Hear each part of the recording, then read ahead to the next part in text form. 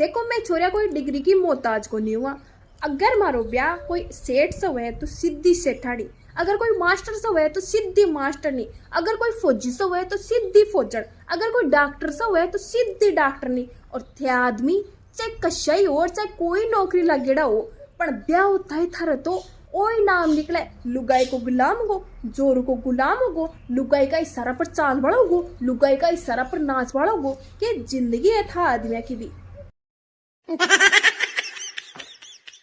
जखा करा का मायने सास रे बेटी नंदा को रात चलना बी घर का मायने चाहे कति संस्कारी वो क्यों ना जाओ, पर बाप को घर सुख शांति से कोई नहीं बसा सके।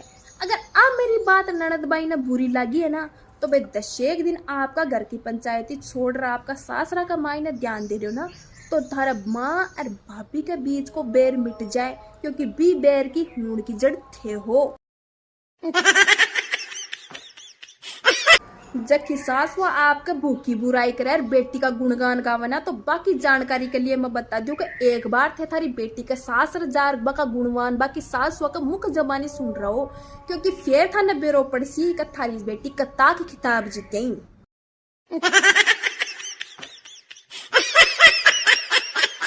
अगर बुनियारी वह तो सासू जी का स्टेटमेंट, भाई मारा घर का मायने केवरो कौन सा काला खाना की पन्ना पड़ी जो को मारा बेटा नहीं मार से खोस लियो न्यारी और बैठ गई।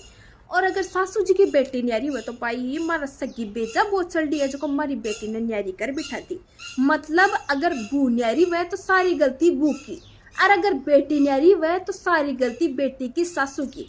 तो सासू जी थारी बू भी कोई की बेटी होगी, पर ना थाने तो थारी बू गलत और थारी बेटी सही लगे।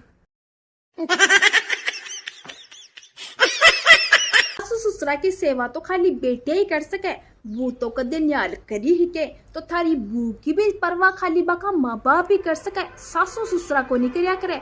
थे थारी बू ने मुंडा मावा जी की बोल दे और फिर थारी बू से ते उम्मीद रखो कबा थारी सेवा करे, तो आ सेवा आज वे काल वे।